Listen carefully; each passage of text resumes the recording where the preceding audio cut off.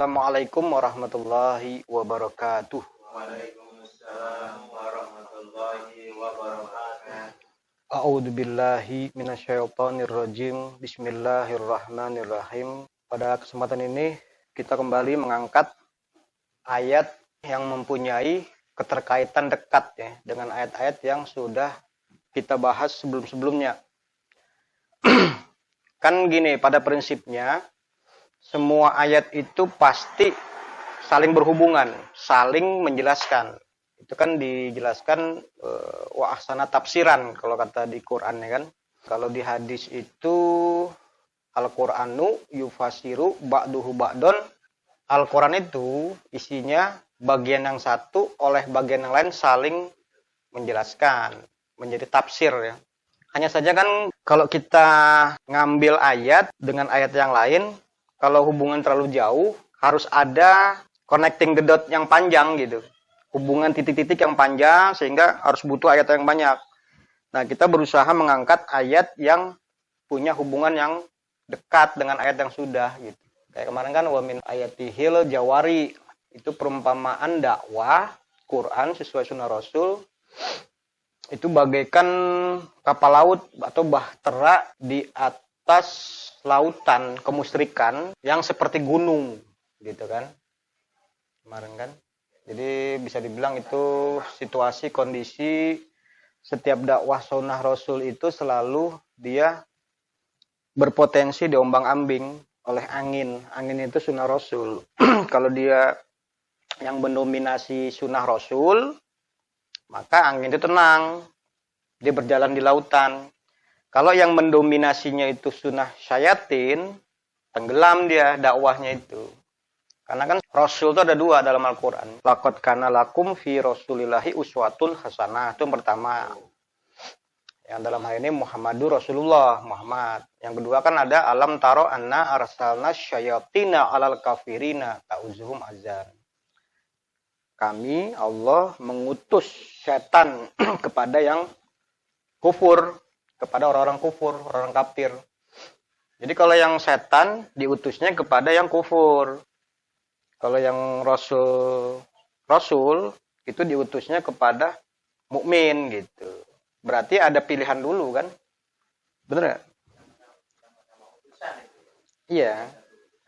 Jadi maksudnya bukan begini, setan diutus kepada yang mukmin. Bukan begitu.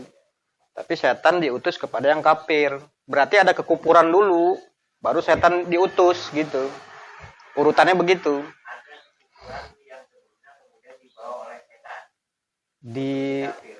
Bukan dibawa. Ada celah kekufuran, setan masuk gitu. Kan panjang lagi ceritanya itu kalau udah begitu kan. Qala Rabbi bima agwaitani la uzayyinanna lahum ajmain illa ibadaka minhumul mukhlasin. Wahai pembimbingku, karena Anda membuat saya nggak benar, saya akan hiasi itu laku perbuatan mereka. Kecuali hamba-hambamu yang mukhlis, yang ikhlas gitu. Jadi dia nggak bisa menggoda, nggak bisa masuk ke yang mukhlis. Kalaupun bisa masuk, pasti malu. Ibarat pemabuk, pezina, segala macam, mau mempengaruhi orang lagi ngaji. Kita lagi ngaji Quran, ada orang pemabuk masuk, berusaha mengajak gitu. Pasti malu sendiri dia pada akhirnya gitu. Dia, setan itu hanya bisa masuk atau mengganggu, menggoda ke yang ada sikap negatifnya. Iya, kayak Nabi Adam kan dulu begitu. Ya kan? Nabi Adam tuh sebabnya apa? Kenapa dia digelincirkan oleh iblis itu? Karena ayat yang walaqad ahidna ila adama min qablu fanasiya walam najid lahu azman. Ada ketidakadaan tekad bulat dulu, melupakan, baru setan masuk. Kan Allah mewasiatkan pertama, Adam melupakan, tidak ada tekad bulat, baru setan masuk. Berarti yang salah siapa? Adam. Iya. Itu kan berarti pilihannya sudah jatuh kekufuran di situ pada waktu itu kan, baru setan masuk. Tapi kan yang sekarang nih yang ada salah setan, digelincirkan oleh setan. Iya, digelincirkan atas pilihan Adam. Begitu. Hebatnya.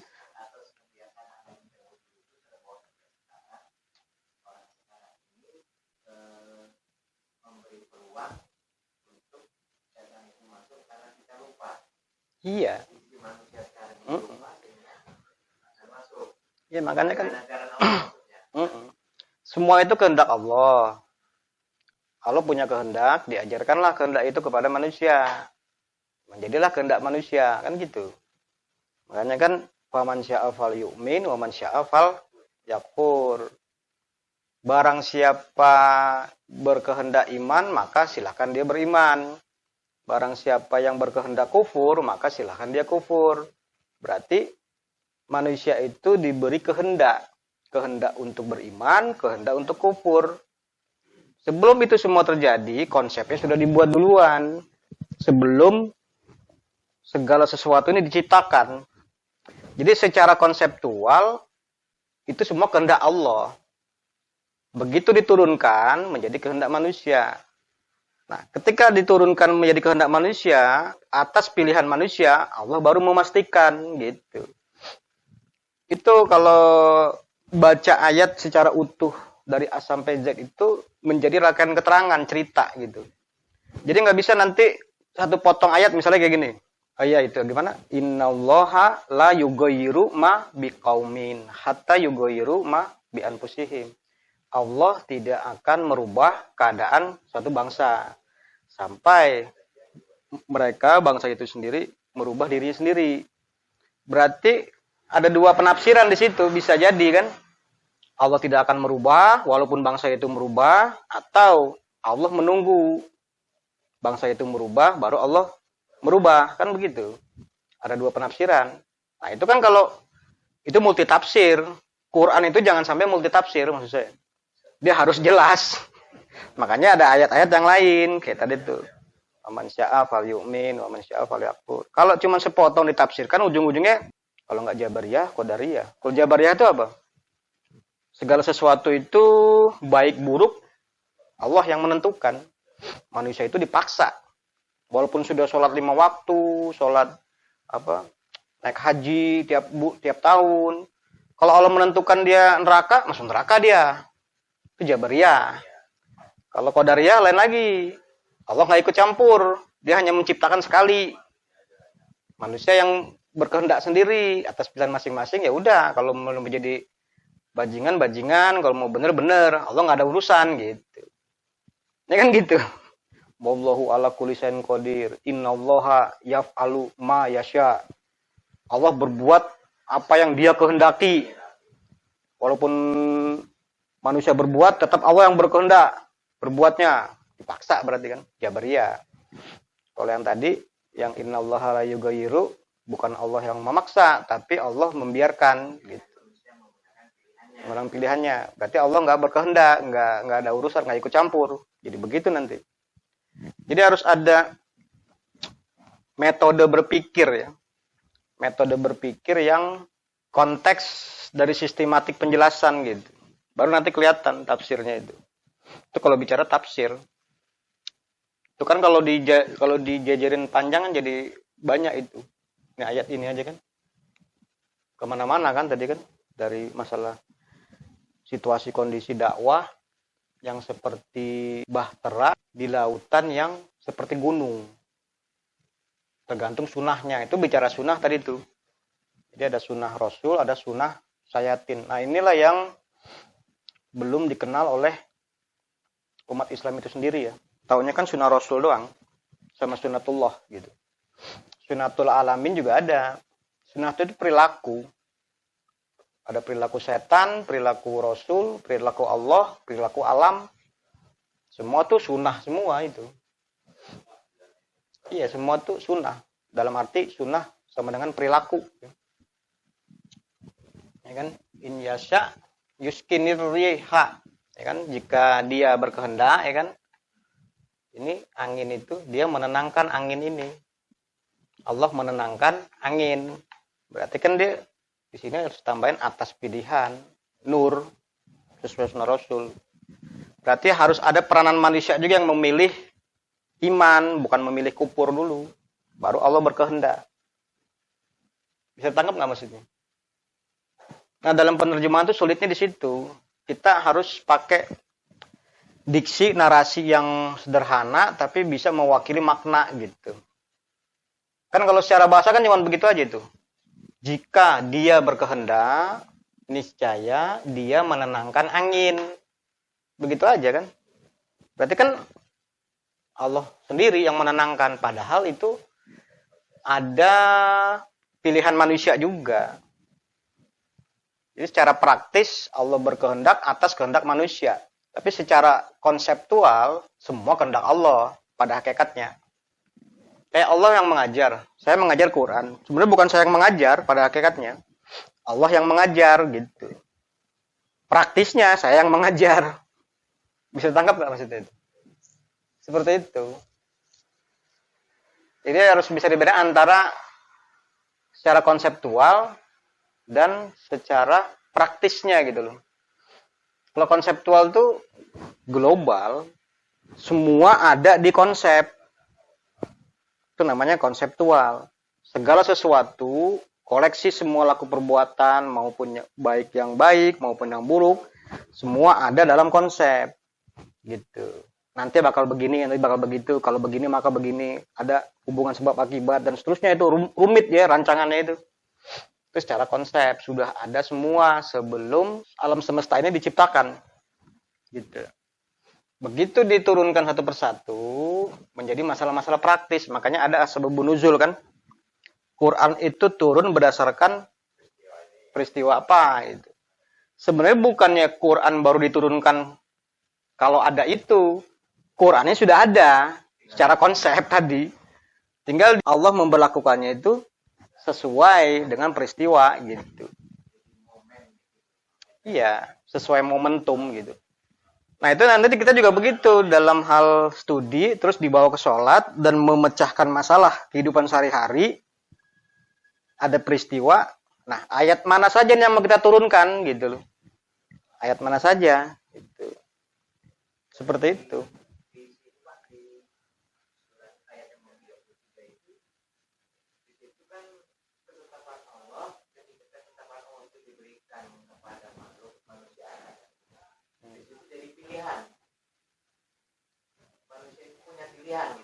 Iya, itulah makna khalifah nanti, Pak.